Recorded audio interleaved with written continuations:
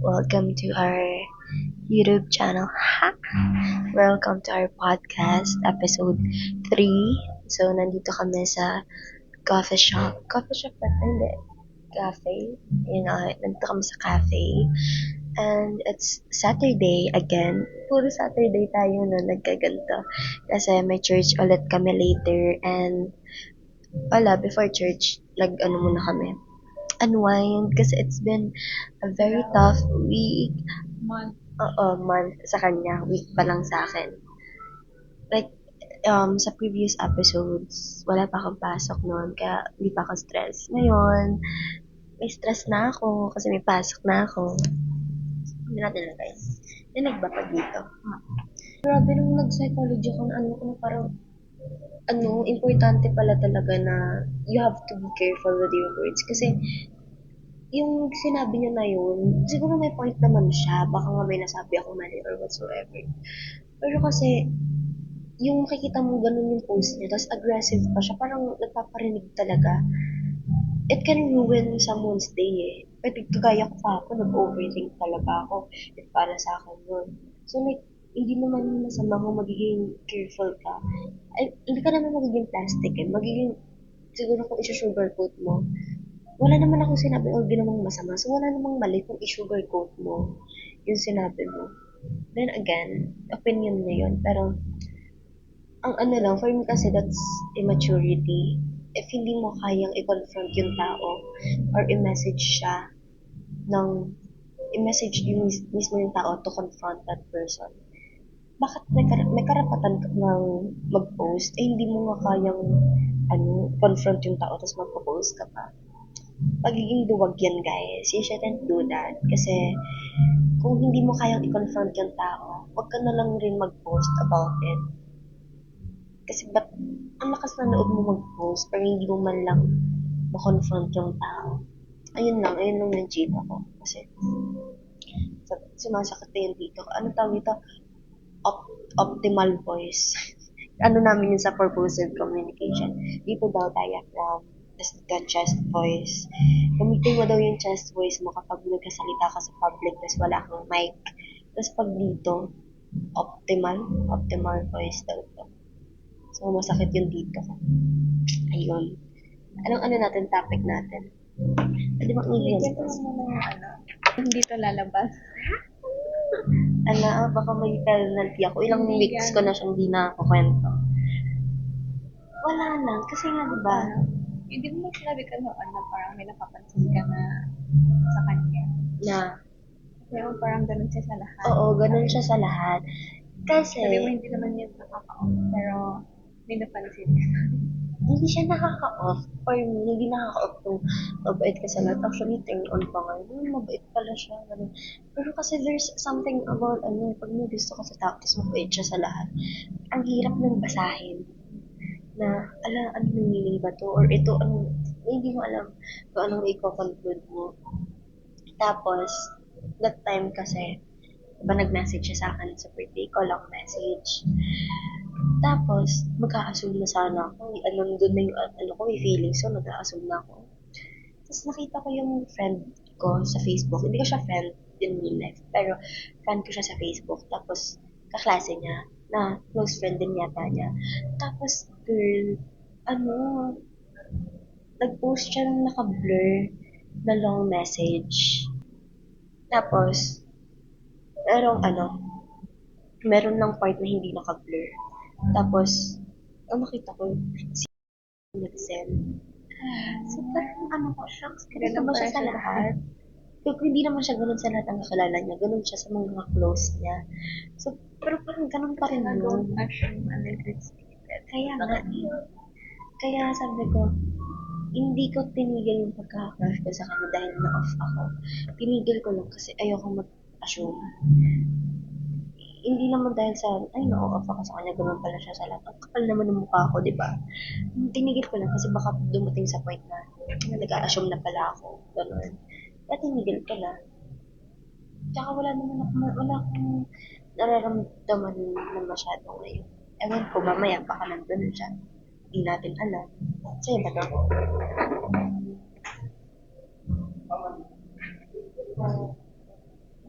Ay, ano ba? Kain ka. Ako mo yun. Wala, ang bango. Wait lang guys ha. Alis muna kayo kasi pipicturean namin to. Bye-bye. Spray first. Alright, thank you for this one. Na mabigyan po namin ng lakas na pag-upload. In Jesus' name, amen.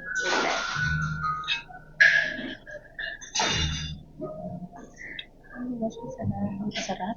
Sarap.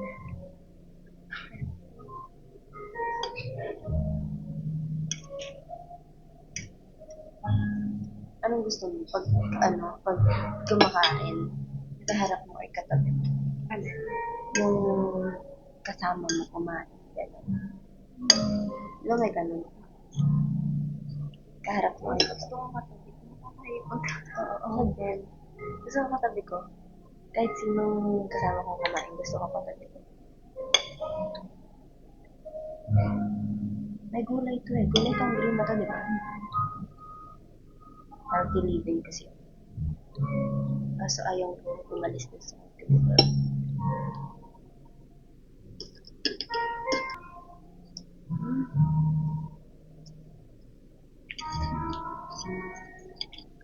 Diba? Lapit mo. Hindi. Tingnan mo din.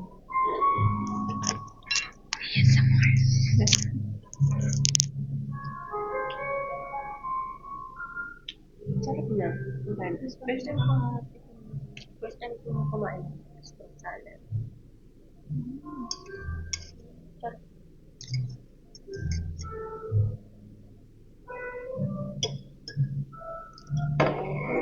Kain.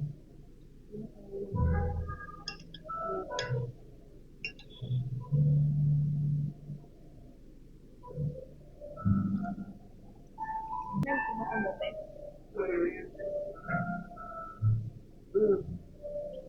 Ano yun? Parang sabi hindi lang sa relationship or ano. Parang healed ka na parang yung mental health mo. Medyo, like, meaningful yun. Yung parang, okay, kahit mag-breakdown ako, hindi ako nakakaisip na, Actually, hindi ko alam. Kasi hindi, ano ba, like, sa ano muna, yung naka-MU, ano mo nasabi mo, healed ka na. yun ako na-activist ko.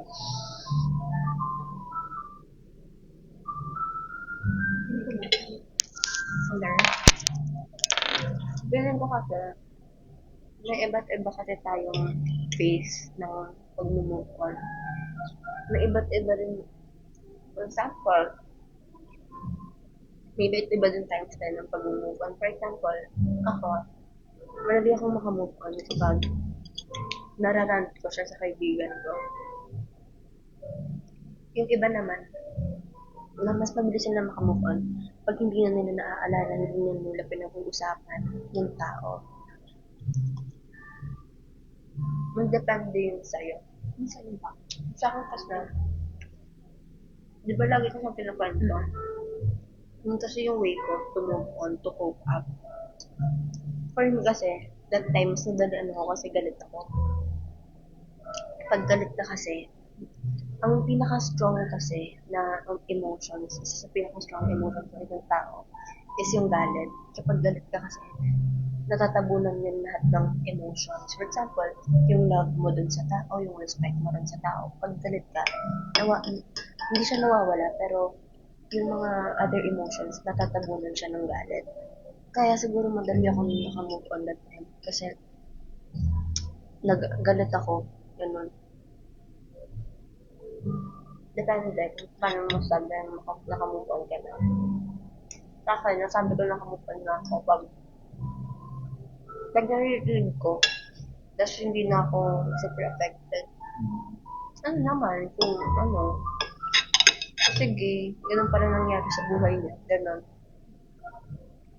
Pero iba naman, ano ba? Kaya kasi kung maalala na iba kong kaibigan na nag-move on eh.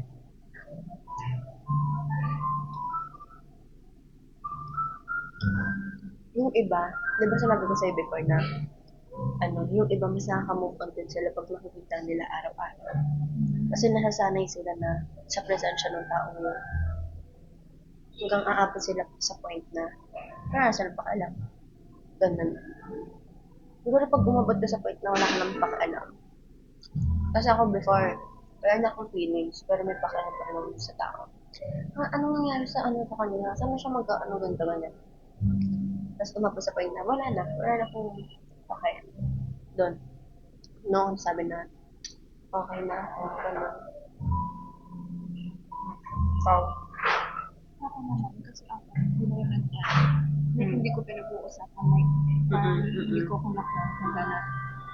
Sabi ko nakamove on ako nung kahit, yun na, nagpakwento na ako, na kahit makakarinig na doon ako ng sa kanya na balita. Like, hindi na din ako nag-react.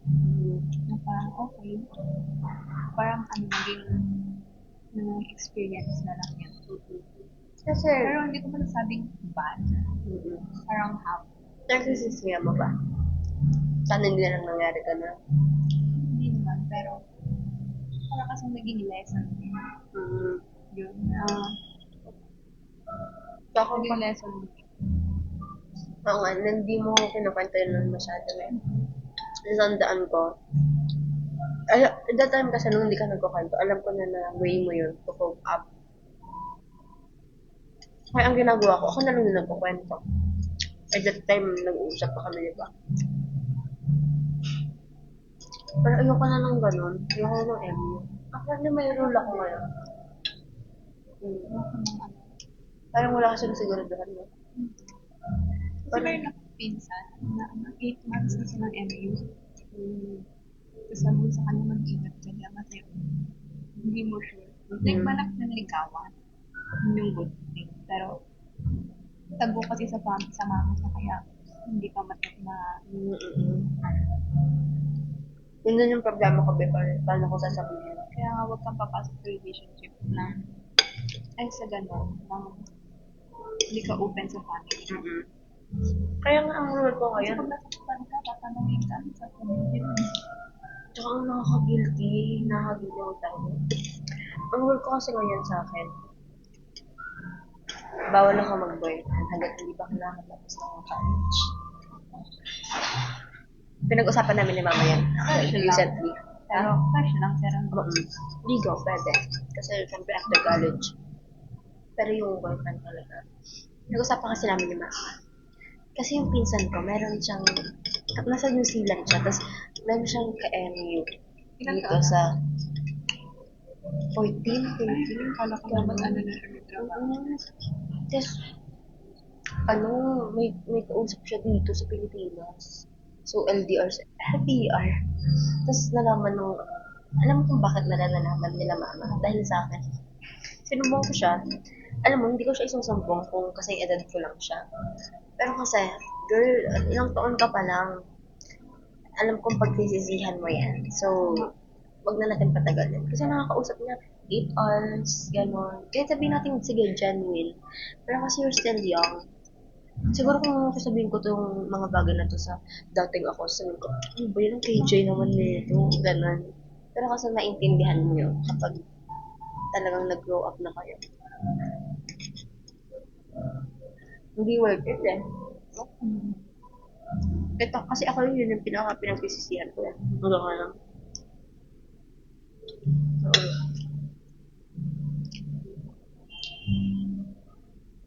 Tapos, kaya yun ang rule ko. Tinwit ko ngayon, sabi ko, hindi talaga ako mag-boyfriend habang nasa college pa ako. Kasi yun yung challenge ko sa sarili ko. Kaya nga pinipigilan ko magka-crush ulit ngayon eh. Kasi, ayoko lang, parang challenge din siya na mag-aral ka muna, gano'n. Hard on sabihin mo, distraction talaga yun. Kahit na gano'n pa ka-fruitful yung relationship mo. Naisip ka rin naman yung pwede sa business. Pupunta ka ng ibang bansa. Like, makamili state.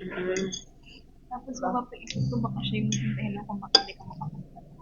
Kasi, parang, Alam mo yung LDR na. Sabi nga nila, love is a poison to a career woman, to a woman with dreams. Siguro depende. If sinasupportahan ka naman niya. Pero kasi, distraction pa rin talaga yun. Kahit anong sabihin mo, distraction siya. Kaya ko talaga, yun talaga yung role ko sa sarili ko. Sabi ni mama, makatapos ako ng pag-aaral, pwede na ako mag-asawa. Yung taon ako nun, 23. Mapapaaga, sabi ko, di ba mag-asawa ko 28. Baka 24 ako mag-asawa. Sabi nga ng prof namin sa art na ang sa babae kasi di ba maaga mag-mature.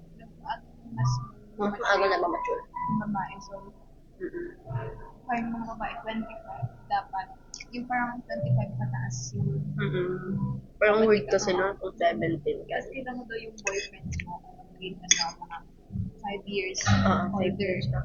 sa'yo kasi yun din parang stable na pati yung utak stable na din. Alam mo ba? Oh my God. Hindi na daw kasing age mo, parang naalala ko. Pero alam mo, napansin ko, grabe, sobrang yapper ko. Alam mo na mag-i-edit ako ng vlog natin. Sabi ko, daldal ko naman, pusong gala. Hindi pa pwedeng itigil mo yung bibig mo kasi nahihirapan akong mag-cut-cut ng mga pinagsasabi mo.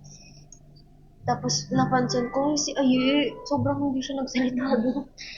Nagulat ako, sabi ko, napang ba ina-edit ko? Nagsalita ba si Aye? Nanap ko pa talaga yung mga parts doon nagsalita siya. So, pag nagsasalita siya, kahit anong sinasabi niya, hindi ko kinakat eh. Kasi minsan na nga na siya magsalita. Gulat ako. sa nagkala. Ano sabi na, medyo okay ka. Medyo okay.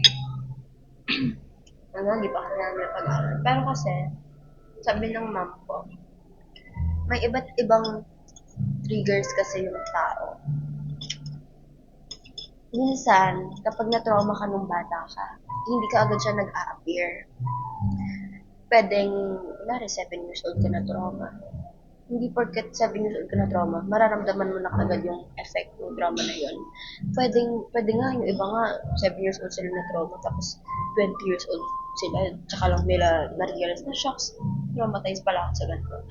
Kasi, mostly ng trauma nakukuha yung bata ka. Kasi ang developmental stage ng isang bata is 4 to 6 years old. So, kung nung 4 to 6 years old, may nangyari sa'yo, expect mo na may magiging effect siya most likely sa life mo in the future. Tapos, same lang dun siya sa emotional trauma mo. For example, iniwan ka ng parents mo nung bata ka pa. Magiging trauma response. Anong oras na? Panagchat si mama. Hindi ko sabihin ko. Tapos, ang magiging trauma response mo nun, pwedeng ikaw naman yung meron kang detachment style na dahil nga na-abandon na ka nung bata ka, ayaw mo na ma-attach pa sa ibang tao kasi inisip mo, abandon na hindi nila ako, ganun. Or, ikaw yung mang-a-abandon na. Hindi, ikaw yung magiging victim or ikaw yung magiging ng victim. Thursday, tsaka Sunday, no? Sunday nga, alam mo, dapat 6 days a week kami dapat. Kaso naawa yata sa amin.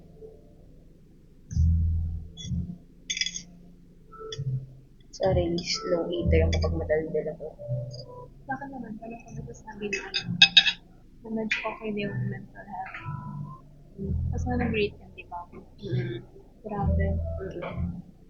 Nagbago siya ng grade 12.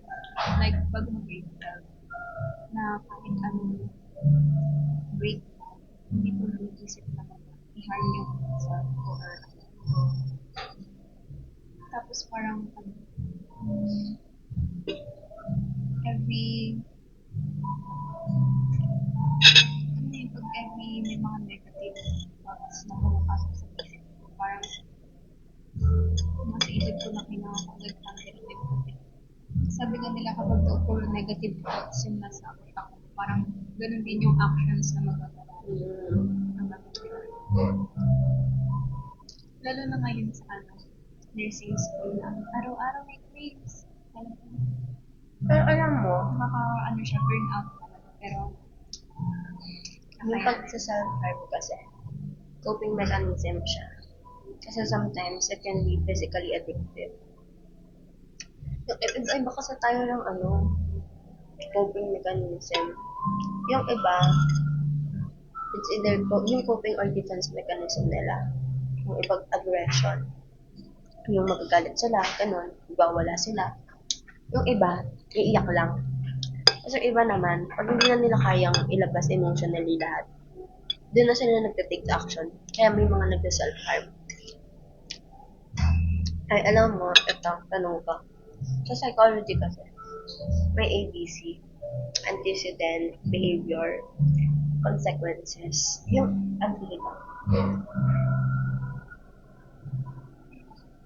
yung antecedent, yun yung nangyari sa'yo.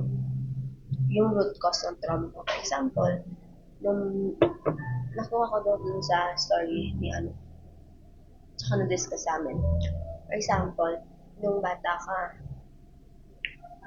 inabandon ka ng parents mo. Inabandon ka ng parents mo.